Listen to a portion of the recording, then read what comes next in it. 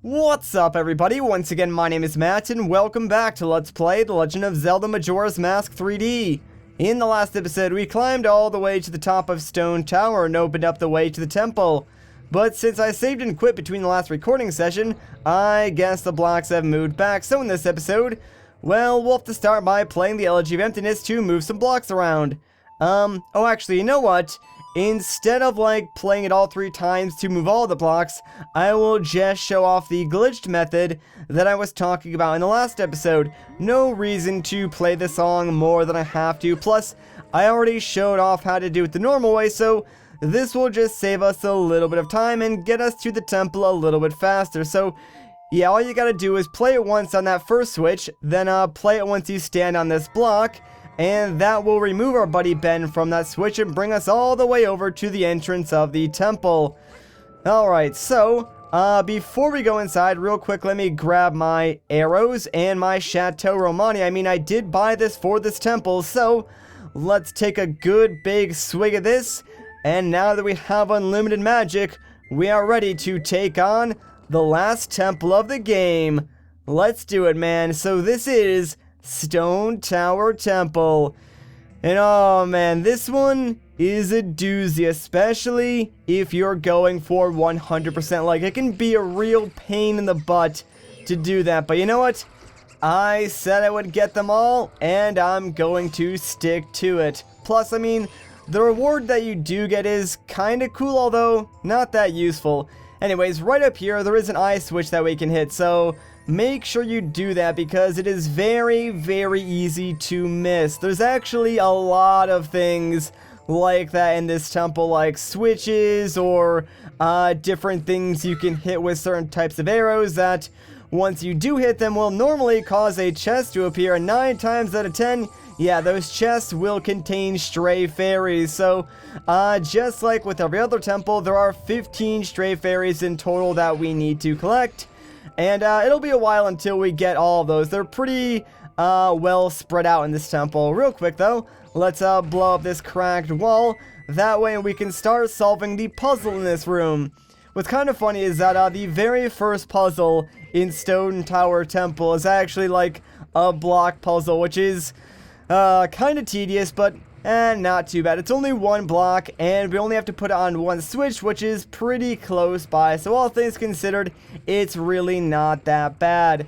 There is that chest on the ceiling, as I'm sure some of you guys have noticed.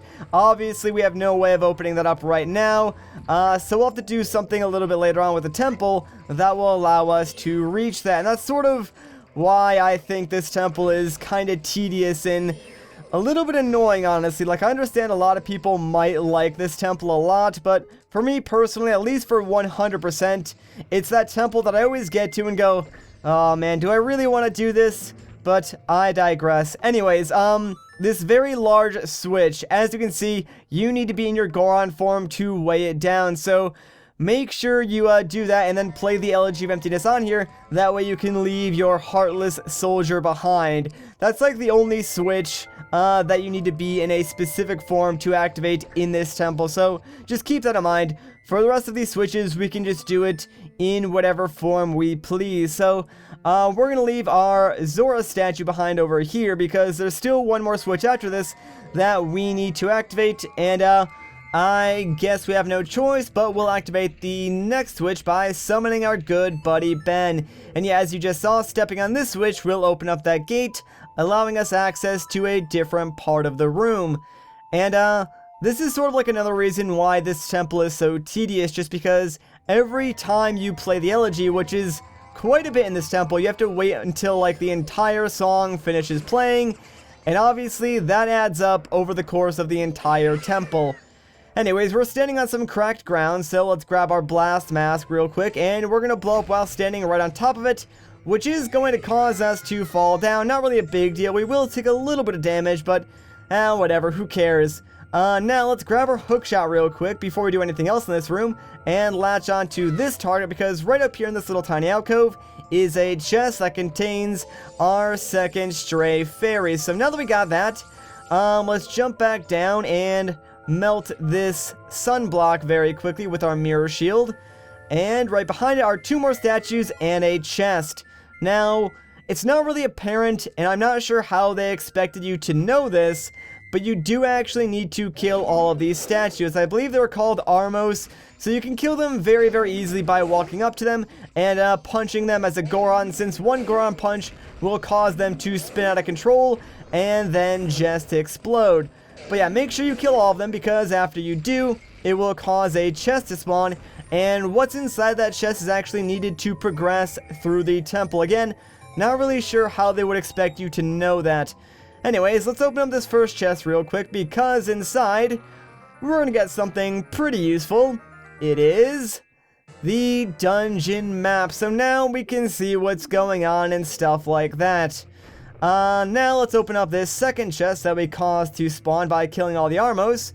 And inside is a small key. Very, very important. And again, very easy to overlook. That seems like a theme with this temple. There's a lot of things that you could overlook very easily. Now that we got the key though, we can head right over here to this locked door and just open it up. Now, there is one cool thing about this temple. They make use of like every single form pretty decently. Like every room, or at least a couple of rooms, have you know, uses for every single form, which is really nice because it gives you the opportunity to you know, try different things out. Anyways, what you want to do here is actually try and dolphin dive up to this little tiny platform here. It's kind of hard to do. I'm actually very surprised I got that on my first try, because normally it takes me like 3 or 4 tries just to do that. So kind of happy about that, but really do not worry if you mess that up a couple of tries. Trust me, it happens to me all the time. But yeah, inside this chest is another small key. Now, before we leave this area, if you have the great spin attack, what you can do is spin attack this diamond switch. You know what? I am just going to charge it up using my B button, because I am a noob apparently and cannot use it doing the circle pad. But yeah, if you can actually just charge up with your spin attack, you should be able to hit that diamond switch. I think you can also hit it with the Zora boomerangs. But yeah, obviously hitting it will cause a chest to appear, and we cannot get that chest right now, so we will have to come back for that later on. But just keep in mind that you did activate it. Anyways, now let's swim into this area and go all the way down to the bottom, because there is one switch down here that we need to activate. And this will cause a chest to spawn right above us on the ceiling again. Another chest that we can't get. There seems to be a lot of things on the ceiling and in places we can't get, which is kind of annoying. Anyways, here's a really cool new mechanic. So right in front of us is this mirror. What we can do is, if we stand inside the light and point some light using our mirror shield at this mirror, we can sort of charge it up. After a couple of seconds, the mirror will hold that charge and allow us to stand in the light and point it somewhere else. Now, this mechanic isn't really used too much in this temple. It's used a lot in like the room right after this one, so you do need to be like good at using this mechanic, because the mirrors that you point the light at, they don't hold the charge for very long, so you do need to be quick.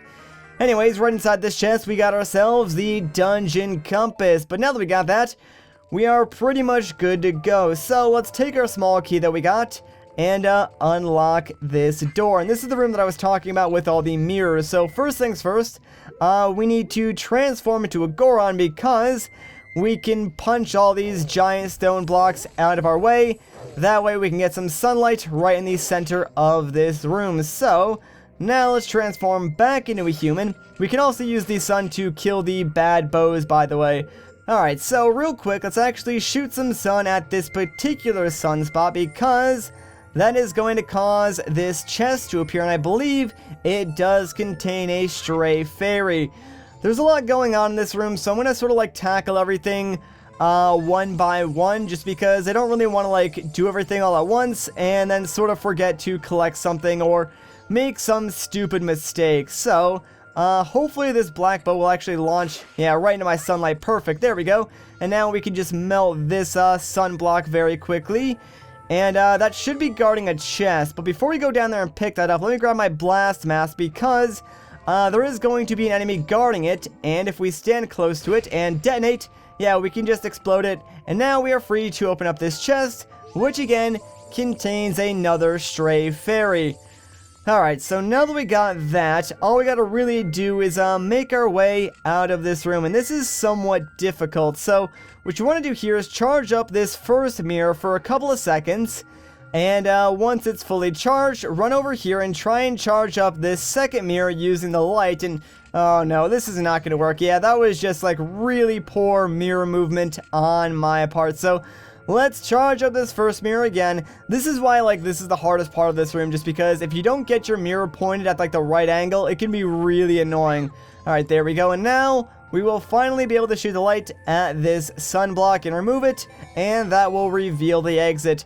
Don't worry about, like, going down the left or right path. I believe, like, the only thing over there are some boxes that contain rupees, but they're guarded by more of those weird rock enemies. Alright, so in this room we are going to need our Deku Mask and our Goron Mask, but before we do anything, let's jump right into this Deku Flower, and we're going to fly right past this first wall, and then take a hard right, because, well, there's a chest that you can very easily miss, and right inside is another stray fairy, as well as a couple of rupees. Now that we got that, let's transform into a Goron, and jump all the way down. Now, there is a Goron switch right over here, so before you press this down, kind of get close to the edge, since after we press this, we have a limited amount of time to reach this switch. And the reason why it's timed is because normally there is sort of like a flame ring around that, but pressing the switch sort of disables it.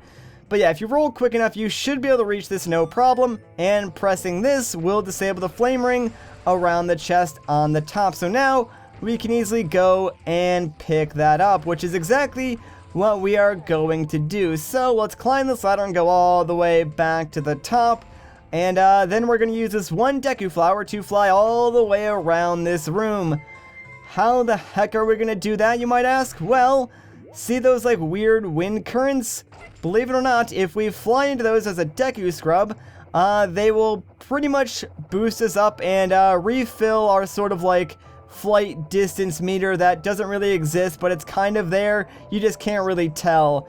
So as long as we keep flying around here and aim for the wind, yeah, we should be able to make it no problem and fly right over to this chest, which we can open up for yet another stray fairy. Alright, sweet. Now, I believe the next room is actually the mini boss of this temple, so let's do it, man. This is actually a really cool mini-boss because guess who it is? Well, it is none other than the master of the Garo ninjas. And now you can see sort of like where our Garo's mask takes its inspiration from. It's this guy, which is kind of cool. So we're going to defeat him now. The way you do that is actually quite simple. What I like to do is actually shield all of his attacks, because he will attack you pretty fiercely, but eventually, yeah, he will, like, disappear and try and sneak attack you. When he does that, just, sort of try and get behind him, and if you do, you can just, like, attack him with your sword very easily, and that's pretty much his open spot. I believe you can also attack him by doing, like, a spin attack while he's lunging at you, and if you time it correctly, he'll, like, get hit by your spin attack before he hits you, although I really don't like to leave it up to chance like that, so normally I just wait until he jumps and attack him from behind. That seems to be like the safest way of taking this guy out, although the fight will go on a little bit longer as a result. Actually, never mind, there we go, he's already dead. Well, that was kind of easy. To think I could be defeated. Although you are my rival, you were spectacular. I shall take my final bow by opening my heart and revealing my wisdom.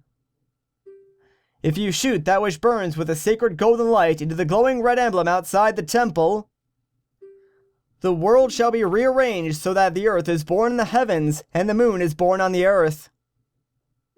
Do not forget these words. Die I shall, leaving no corpse. And yeah, he actually blows himself up with a bomb.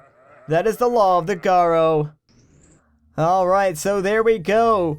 We have defeated the master of the Garo ninjas.